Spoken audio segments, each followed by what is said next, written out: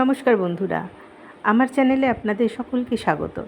বন্ধুরা, আজকে আমি বানিয়ে নিচ্ছি কয়েকটি সাধারণ উপকরণ দিয়ে তৈরি এক অসাধারণ রেসিপি। নিরামিষের দিনে গরম গরম ভাতের সাথে পরিবেশন করুন, দেখবেন প্রশংসা আপনি পাবেনই। তাহলে চলুন আর দেরি না করে ঝটপট বানিয়ে নিই আমার আজকের রেসিপি মটর ডালের পাতুরি। পাতুরির জন্য নিয়ে নিয়েছি ধনেপাতা, নারকেল কোড়া, কাঁচা লঙ্কা এবং ভেজানো ডাল। ডালটাকে আমি এখানে মিক্সির মধ্যে নিয়ে নিয়েছি। এর মধ্যে দিয়ে দিচ্ছি স্বাদ মতো নুন এবং প্রয়োজন মতো হলুদ গুঁড়ো। ডালটাকে এখানে পেস্ট করে নিয়েছি, আর নারকেল, ধনেপাতা, কাঁচা লঙ্কাও পেস্ট করে নিয়েছি। এরপর কড়াইতে আমি কলা পাতাগুলোকে একটু সেঁকে নেব।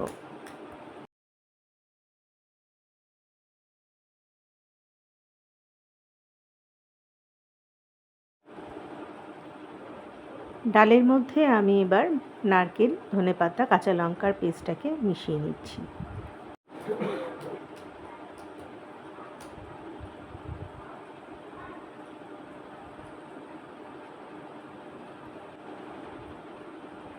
এর মধ্যে আমি আরেকটু নুন মিশিয়ে নিচ্ছি।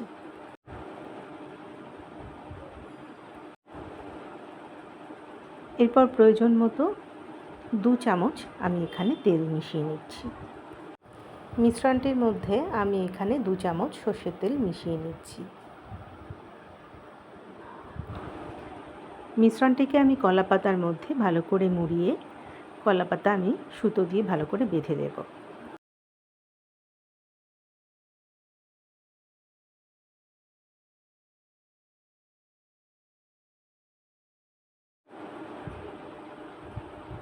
দেখুন আমি এখানে বেঁধে নিয়েছি। এরপর একটা ফ্রাই প্যানে সামান্য তেল নিয়ে ভালো করে মাখিয়ে নেব। কলাপাতাটা আমি এর মধ্যে বসিয়ে দেব। লো ফ্লেমে আমি এটাকে অন্তত 15 থেকে 20 মিনিট ভালো করে ভেজে নেব। দেখুন পাতাটা কি সুন্দর বাদামি রঙের হয়ে গেছে।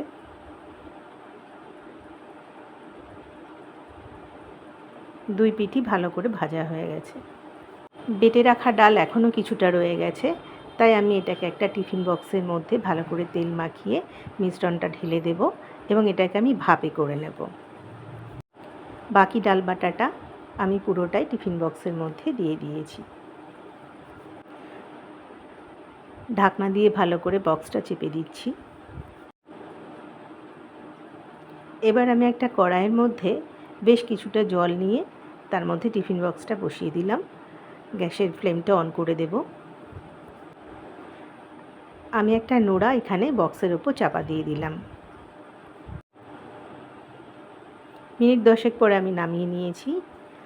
আমার কলা পাতায় মোড়া পাতুরিটা দেখতে ঠিক এইরকম হয়েছে।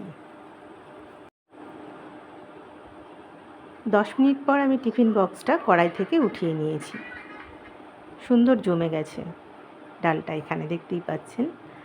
আর কলা পাতার পাতুরিটাও ঠিক এরকম দেখতে হয়েছে। তাহলে বন্ধুরা, আমার আজকের রেসিপিটা কেমন লাগলো কমেন্ট করে জানাবেন।